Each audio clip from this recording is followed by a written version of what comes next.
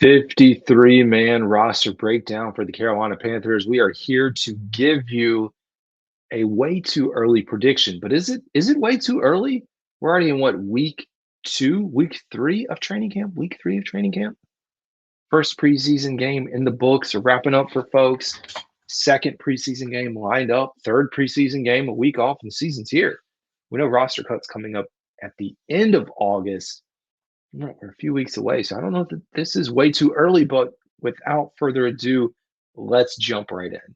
All right, folks, we're going to start with offense. The way I've broken this up, we have offense, defense, special teams, 53 players. I split it up with 25 on offense, 25 on defense. We know the three special teams, like I said, are done, so I'm not going to move through those. Again, the roster itself could teeter 24, 26, 26, 24, maybe 23, 27, although that'd be kind of a stretch on either side of the ball. But let's get right into it, folks.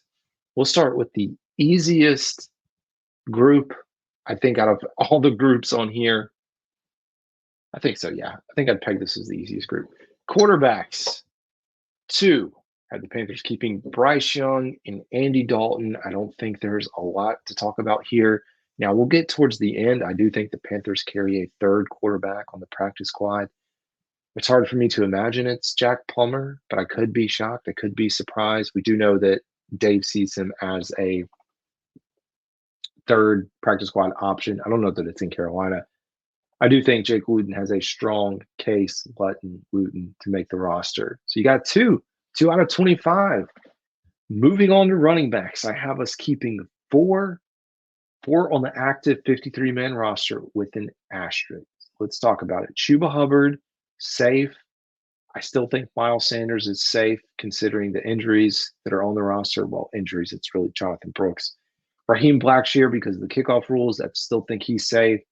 We've seen a lot of Mike Boone. So the reason I have Mike Boone in that top four selection right now is I'm going to make an assumption that Jonathan Brooks goes on the PUP list at the start, once we make these cuts. Now, him moving to the PUP list for the first 4 weeks would open up a roster spot.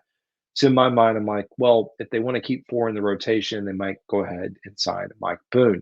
Now, to the flip side, they could decide Chuba Hubbard, Miles Sanders, Raheem Blackshear. That's perfect. We'll put Mike on the practice squad and then have Jonathan Brooks available.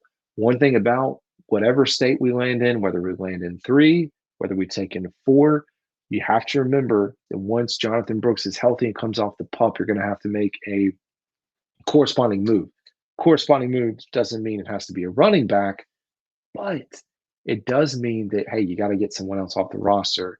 So for right now, I went with 4 backs, which puts us up to 6. Next up, wide receiver. This is a touchy subject. Right now, I'll have us keeping 6. You can make the case for 5. It's hard for me to imagine 7. Like, the ball can only be spread around so much.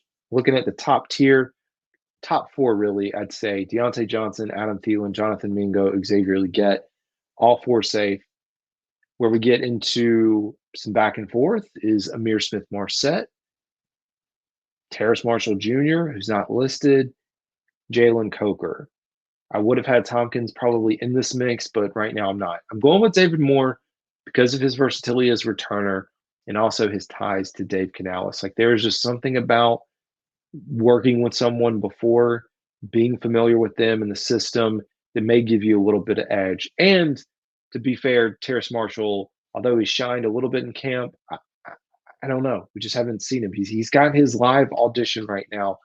So this is a list that will be continually updated as I go through here. All right, let's move on to tight ends. Quite a bit of surprise there at number 4, but I have us keeping 4 tight ends, 16 out of 25. So you've got Tommy Trimble, Jatavian Sanders, Ian Thomas, and Jordan Matthews. Jordan Matthews, quite an impact so far, not just in the preseason game, but throughout camp. And so I do think there's a strong case for him to come into that 4th spot. Now, tight end wise, Canales could decide at this position group to keep 3. And in that case, I mean, you're talking Trimble, Jatavian Sanders, Jordan Matthews, in my opinion. I mean, it really come down to, do you value Ian over Jordan? So Could get very interesting quickly. So you do the math, we went through quarterbacks, running backs, wide receivers, tight ends, all the skill positions. We've got linemen left with 9 spots open. Let's take a look. All right, so I have us keeping 9 again with an asterisk here. The asterisk being Yash Nijman, who sounds like, yeah, we got an update on his injury status and he had some surgery. Oh, like, dude, how recently? It doesn't sound like he's going to be back anytime soon. With that said, I think there's a strong case he gets placed on the pup heading into the season. That opens it up to 9. Now, when you get to the end of this 9 here, I also think out of this group, like when you talk about the tail end of our roster, the last 6, 7, 8 players, they might not even be on the roster right now. I think practice squad, absolutely, we would be picking folks up elsewhere to get them signed here. It makes at least maybe half of the practice squad out of the 16. But go ahead, run through the list. Austin Corbett, Damian Lewis, Robert Hunt, Ike Ekwonu, Taylor Moton. Yep. Brady Christensen, I think just because of the recent injuries, he should be safe and he's the backup.